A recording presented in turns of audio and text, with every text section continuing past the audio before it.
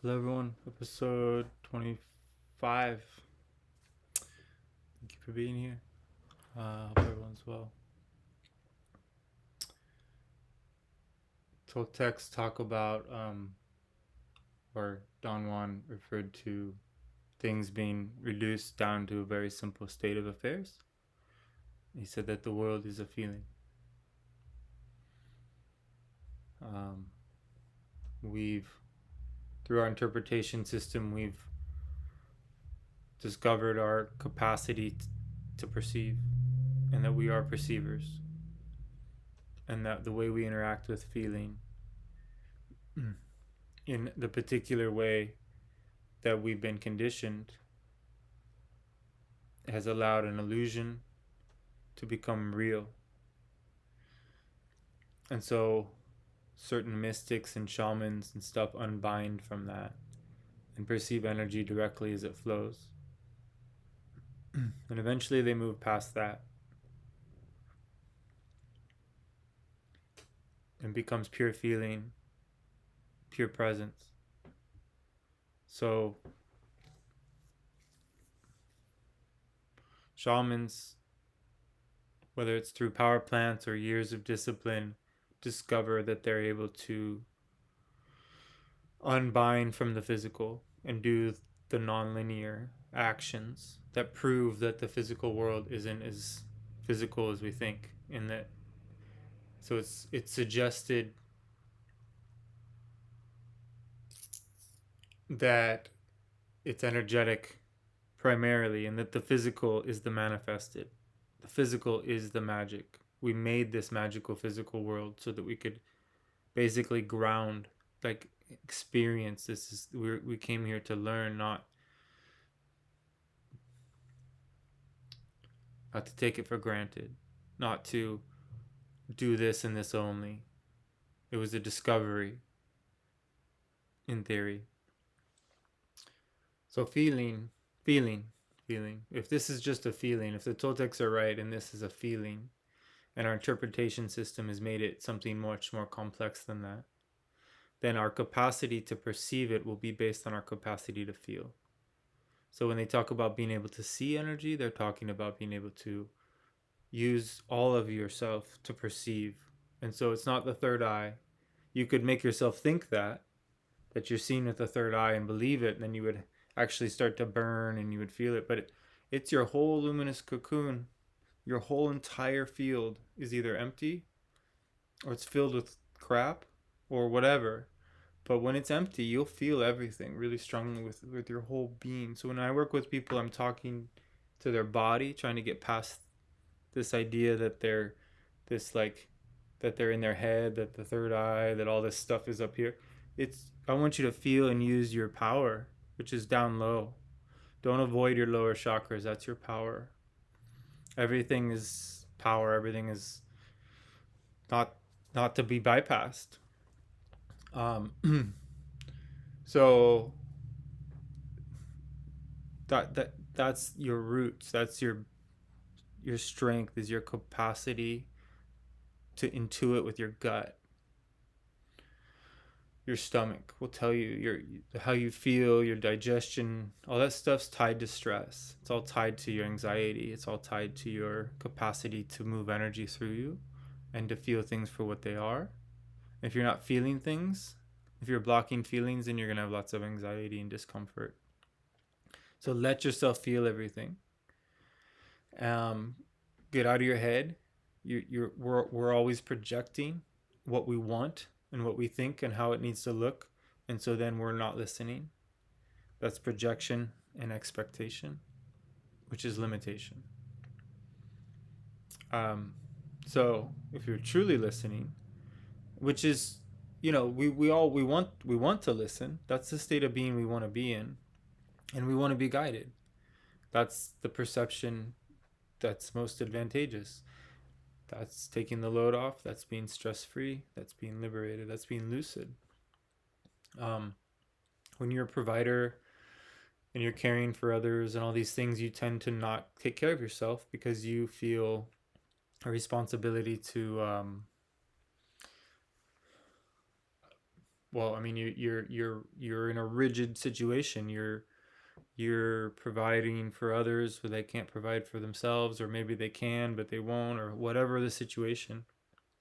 um, that's a boundary. There's usually miscommunication and expectations from others, and projections from others.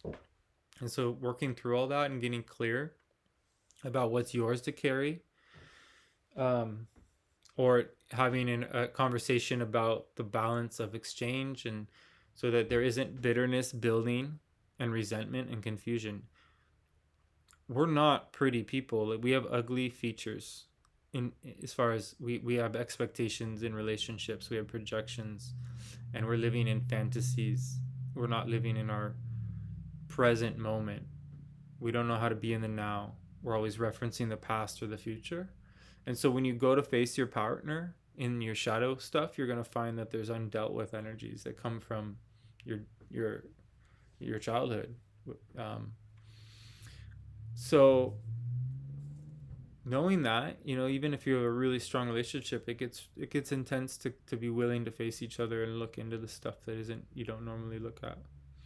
So it's just something to think about. Start preparing for in all your relationships. You don't want to have relationships that are based on that are shallow, right? So as you start to feel more, you're going to be more sensitive to the people you are around, because you're going to be picking up on everything. You're going to be more attuned to um, your environment, to their unconsciousness, to your unconsciousness. Relationships get trickier because you're more, you become humble and aware, in finding humble and aware people to talk with, or know, or get to know, or become um, close with intimately. These are delicate times we're in, and so we're all being kind of still being called to go in the cave. This whole lockdown thing, it's still sort of playing out in that not everyone really got the mo, like, or the message. It's this is time to go inward, so that you know yourself. That doesn't mean you avoid people, because people will trigger you. So the inwardness is the listening, and the listening may tell you to go be amongst others, but it's going to tell you to balance that out. Toltecs really, really end up valuing their alone time more than anything. That's where really the guidance shows the most. Um, and that's where you start to feel different feelings, and you start to open up, and walking in the forest alone is becomes really magical, or even in the cities. um, when you learn to turn off your thoughts, then you'll perceive an entire forest, you know in the distant beyond the city, and it's just like you're just so locked to the trees. Like, they're perceiving you, you're perceiving them. There's an entire city between the two of you, but it's like the most incredible thing. That so I was framing a house by myself in the mountains of New Mexico, and just the birds and the wind and the intensity, and just up, it was a pretty remote area, and I was sheeting a roof by myself, and it's really heavy. It was really incredible. It's nothing like building a house by yourself. I mean, it sounds crazy, but it's pretty dope. But I'm suddenly just got stopped while I'm in the middle of this, and I just look up, and it's like every tree was focusing on me. I could feel like I was being observed, and I realized, oh, this is how it always is. These trees are conscious. I'm the unconscious one here. These trees are fully conscious, and I'm sitting here talking to myself in my head, not noticing this power and beauty all around me. And that was a big wake up moment for me. And ever since, I've had a connection with the forest where it grabs me, and I know its roots. I feel rooted with it. Um, it's an incredible feeling to have. You can have a relationship with the wilderness that is so profound. But a lot of people misunderstand the wilderness is in the city too. The roots are the earth was at one point all wilderness. So whether it's desert or dunes or mountains or valleys, So you can always, your body knows, your body remembers what it was like before. And besides, it's the earth mother, even underneath all that concrete.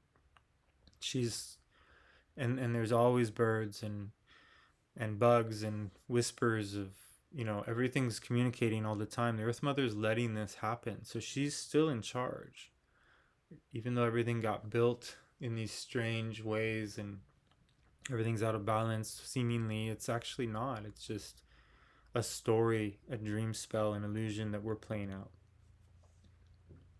And so the feeling of this whole mood, the whole mood of this time we're in is shifting dramatically.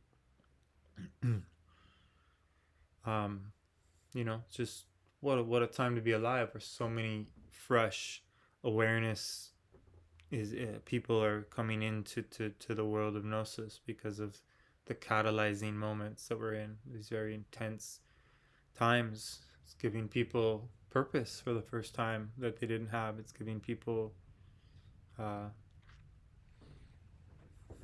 like legit direction as far as like realizing what their priorities are. And then so like people that normally would have stayed in your life are going away, and people that you wouldn't have normally probably met are showing up. So it kind of, it's a real time of perspective, and there's a feeling to this time, and this feeling is critical that we feel and not avoid. And the more we allow this feeling to enter us, the more we'll become aware of feelings and their capacity. So I spend most of my day and night tracking letting old feelings return, because there's so much power in all these old feelings, and there's so many memories that we don't realize. And that's what the recapitulation is for. So I talk about it a lot, but it's because it's the only thing that separates. It's what really separates the Toltecs from the rest of the world, is that they're willing to take their own inventory, because they recognize the power of that, and that gives them an alternative way of dying. Even if you weren't to complete their inventory and you were to just do the work for the sake of just having extra energy, it's a significant way of doing things. So, um, anyways, because of that, I get so much feeling, because I've opened up that door from the past, and I'm getting like files returned to my main data center or whatever. Like, it's something's going on, and it's incredible. And so your feeling capacity becomes infinite. And so there's feelings that you were kind of meant to continue with as a child, but you got distracted, and then a new feeling came in, and a new feeling, and we just didn't have the capacity to be alone and really feel, or at least most kids, including me, weren't didn't have the capacity to really be alone in the way that they could have developed some really unique things out in the wilderness if they'd been given just sort of free range of a backyard with a mountain, like, which some kids do. It just depends. And or it doesn't have to be a mountain. It could be just an environment of consciousness, a home in which much consciousness exists. But also the most powerful people come from the most difficult situations. So like the most powerful healer in South America was raised where he had to fight, or not fight, but he had to share. The only food he could find was he had to eat cat food, or the cat would share half of its food with like a neighbor cat. This kid grew up without anything, and just day to day barely got by with just barely enough water and food for years. And this man became one of the most powerful healers in South America because he reached the place of no pity at such a young age. He had to. So reaching the place of no pity is when you no longer feel sorry for yourself, and you can finally act freely. You're not held back by the fear of death, or the fear of anything at all. Like, most people aren't even afraid of death, they're fear of embarrassment. Place of no pity takes all that away, and so you can truly liberate yourself, and that's an incredible feeling. Most of us accept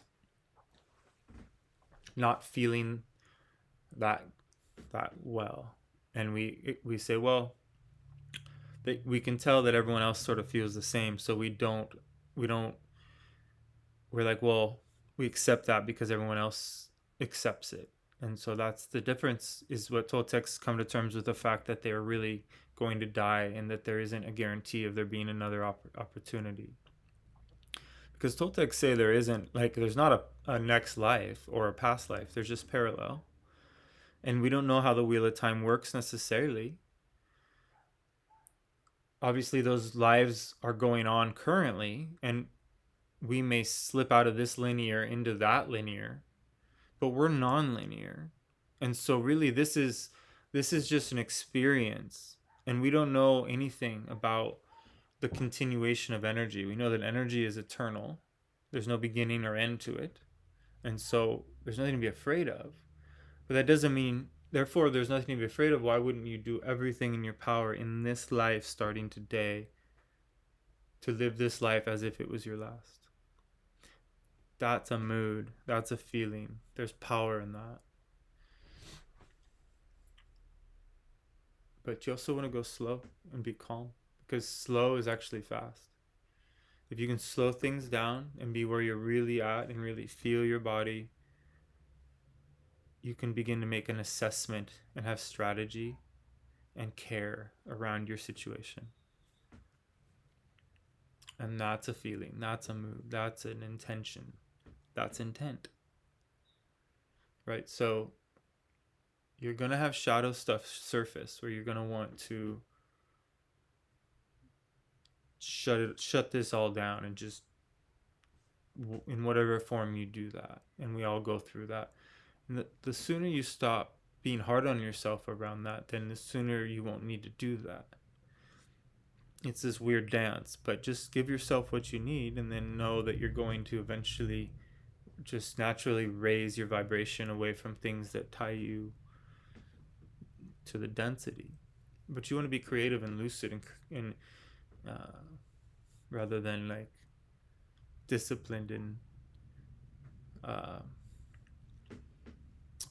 goal orientated. So it's good to be disciplined, and it's good to want to know how to get things done and want to make efficient use of your time. But being goal oriented is very 3D. Saying things are good or bad is very 3D. So we want to come out of that and into a more compassionate, expansive, liberated, abstract way of perceiving ourselves and others. And then we will be more magical. The doors of perception are magical. We must abstract ourselves to become able to interact with such things. We are creatures of the abstract, of intent, of the raw awareness that is here to discover what it's capable of.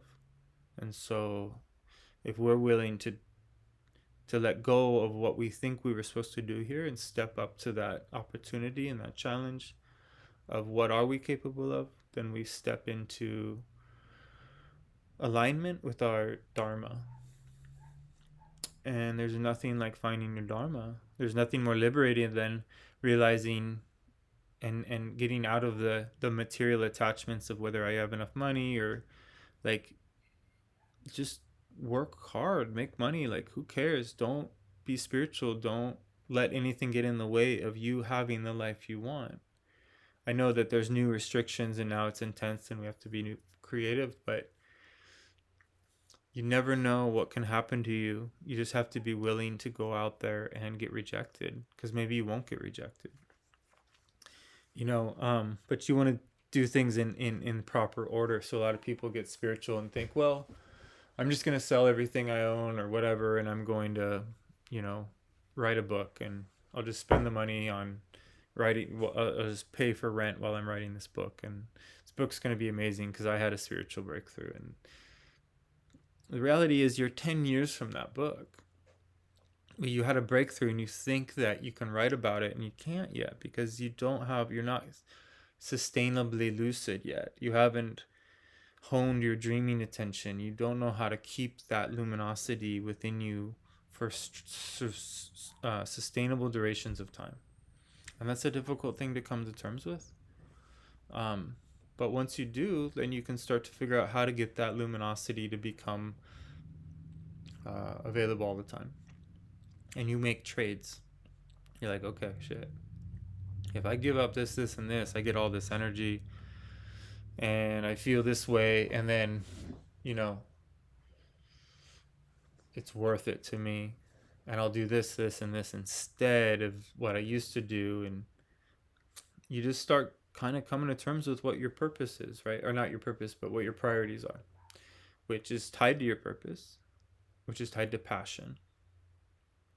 So if you're passionate and you want to know the mother, if you want to see the creator, if you want to meet the designer of this incredible system of intelligence, which I know you all do, every one of us does. Everyone longs to be part of the whole, right? And so, but that doesn't mean you don't get to be individuated and expansive in your discovery process, right? You're here to discover what, you know, even though you're part of the whole, your individuation is just as important. And a lot of people are going into deeper into the hive mind, and some of us are going further away from it.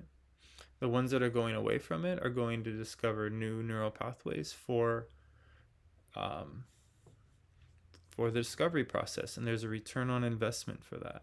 For whatever reason, that's the way that works. People that discover new neural pathways are given support and guidance. The Earth Mother lends energy to those that stand for her, and this process is that it's acknowledging her, because that's basically what's. This is an anti-nature transhuman agenda that's coming at us, right? So it's an attempt to not play by the same by the rules of natural law. It's a very strange, aberrant thing to do, but it's an age-old story. This has happened over and over and over. This isn't the first time technology's been on this planet or been in this plane of existence. So there's a lot to come to terms with there, and we will, we collectively are waking up to feel things for what they are, and it's going to become more obvious. It's going to make more and more sense, and we're going to start realizing, wow, like there it's purely the feeling, the vibration that we're upholding that is determining what's going on. And so some of us that are forging new neural pathways play a bigger role in the feeling that affects the whole. So it's almost like being very empathic, where you take on the brunt of information coming in, which is feeling. Dreaming is communication, because dreaming is feeling.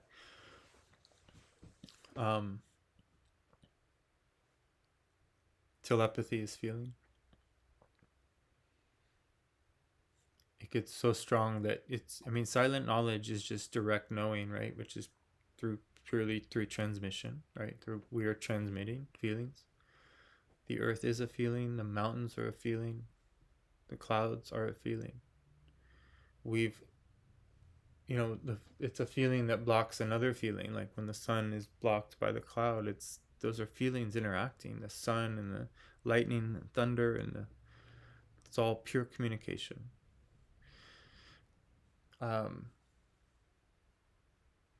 This is a raw system that it's signs and omens and things are real. When you wake up to that reality, they get intense, and you quit being excited about it, so they get really strong. But if you're all excited about it and you have to go tell everybody that you got a sign or something, or that, because they get really intense, you're like, Jesus Christ, like fully guided, just drop, stop, shut the world down. Here's a big old fucking sign for you to like. It gets so intense, and that's when you realize how guided and also how much interference goes on. Like I've had strong signs come because a sorcerer sent me a strong sign, not because the universe did. So but then again, for that sorcerer to have done that meant that the universe had assigned that task, and that was all guided and signed. And I was signed to follow the sign because I was going in there to break up that cold. I got guided in there, and I couldn't have gone in there knowing. I wouldn't have gone in there if I would have known how what was really going on. So, the way this world works is often that way, and therefore, anything you've ever done, you can feel incredible about it. Truly, because you that was knowledge. You gained experience, whether you call it a mistake or whatever you want to refer to it. It's knowledge. It's information. It's feedback. It's biofeedback. It's pure. Now you have the opportunity with the rest of your life to take what you've learned from every feeling and interact with all that feeling and release that feeling, or like cleanse it through recapitulation, and then all these brand new feelings pour in, and your relationship with feeling, your capacity to uh, sense, like in aikido, really strong martial artists, you can tell if somebody's coming for you from like far away. You can tell if somebody's fucking with, like, trying to fuck with you. And I've dealt with shamans trying to get in my dream space for years. I had to have shamans. I had to stay with other particular shamans that would allow me to sleep, and they would push these people away, and I didn't understand that. I thought, I just, it was incomprehensible to me what was going on at the time. But now, years later, many many years later, I get what was happening in that whole experience, in that exchange. But that's all based on me allowing spiritual fear to play a role, which opened that door so that I could be fucked with in my dreams to a degree. I've also dealt with actual brujos that have put a curse on me and my wife, and hardcore shit happened because of some really really difficult stories. Not difficult, but really intense. Um, so New Mexico is no joke. It's a land of entrapment. Um, but it's makes for a hell of a fucking life and a hell of a story, and it's gonna be an interesting one to tell in time. And so it's multifaceted and multi-layered, and there's a feeling to everything. There's a feeling to that. There's a reason I got sent into all that. So as I share and tell kind of these stories and stuff, there'll be, to sort of start to put some puzzle pieces together as to like the bigger, I don't know, message, right? That I'm still being given, uh, receiving through the recapitulation as I look back. And, there's nothing like having access to really whatever feeling you want to feel. So there's feelings in your past that are so powerful, and if you have the kind of the capacity to focus and you're not easily distracted and you start to get your energy back, you can just hang out in feelings that you want to hang out in and just bask in them. They can soothe your nervous system. You can use music that way. You can use very specific things from your past that have been successful to do incredible navigating of perception. So just for me at night before I go to sleep, I'll often, I don't go to sleep necessarily. Well, I mean, I do, but I don't start out that way. And so I'll start off just like visualizing myself hovering a few feet above like a pretty steep hillside in the forest, just kind of hanging out above plants, and there's usually like mist or fog or low, like clouds that have come down into the woods. And usually just like it, I mean, it can be new every time we new forest. Or I'll visualize myself unicycling up a difficult trail that has lots of roots, so I'm constantly having to kind of hold my will as I'm going up this trail. But I'm also in the woods, so it's beautiful, and there's rain and sun coming through, and I'm in the dream I'm on mushrooms, so everything's just fucking incredible, and I'm high and I'm focused, and I'm like I'm sweating and it's hot out. Like that's how that's I do more intense shit in my dreaming than people do in their life. So I don't have to do as much fear. I don't have to face fear all the time like I used to in my physical life to feel alive. Um, so we can feel what we want to feel. We can go to dreams like that. We can approach our nighttime basically creating a scene or a meditation that you guide yourself into. And that's the power of feeling. It's the capacity. You could, my older teachers were really intense. They were not very multifaceted, and they were just like driven for results. Call them how-to sorcerers, constantly trying to push themselves to move their perception, to stay in silence, to force silence, which is powerful. And I got a lot from that pressure. And I do try to force silence myself. I'm not saying to not, but that their capacity for joy wasn't there. It was a capacity for power. It was a capacity for probably at times ecstasy through their dreaming breakthroughs. But not like it wasn't ever like joy in that like they could be a genuinely beautiful person. There was something off. And now that helps me understand why they were so driven. So it isn't about the results or the achievement of being, a sorcerer or a shaman or a seer or a medicine man or a dreamer or a dancer or a healer. This is about you and your path of heart and your love, whether your heart is whole or is healing. If you there's plenty of sorcery to get into that will give you all these incredible experiences, non-linear experiences. But at some point, you're gonna want to deal with all the feelings that I don't know. I don't know how to. I emphasize this a lot, and it just doesn't with certain groups. It doesn't get acknowledged, and that's just the way it's got to be. I get that, but if you avoid your shadow and you get into some really unique altered states and sustain that for years, and you don't face and you don't develop the basics, the shadow finds a way to hijack your gains. It comes in and it turns whatever you got yourself into something. The lesson shows up at a place where you much rather have had that lesson come in at an earlier stage.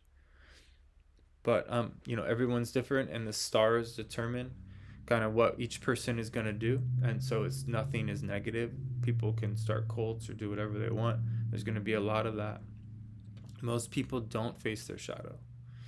It's I'm doing everything. Part of me is doing everything I can to avoid it too. We are built that way, or something is. The hive mind is designed that way because the hive mind knows that it cannot maintain control, and the hive mind is alive. The hive mind is a memory demon. The hive mind is a consciousness, a unified force of sorts that is Toltecs call mud shadows. And you can perceive them if you can get fully silent. And it's not comfortable to perceive, and it's not something to try to do until you're ready, until you're indifferent. Otherwise, it would totally just be too much. You'd have to drink yourself to sleep the rest of your life. And so, but at the same time, that being said, the unconsciousness is spreading across the world like never before. And so you don't need to see this hive mind. It's presenting itself to us. It has a very specific feeling. So you can tell when somebody is basically fully committed to the hive mind. And that's what we call a phantom. So this is a phantom world where we have no business trying to fix it, but we can heal ourselves, change our relationship with magnetism, and bring balance to our specific situation, and that'll make a huge impact on the whole. So I hope that helps. Track your feelings. Lots of feelings to access. Be well.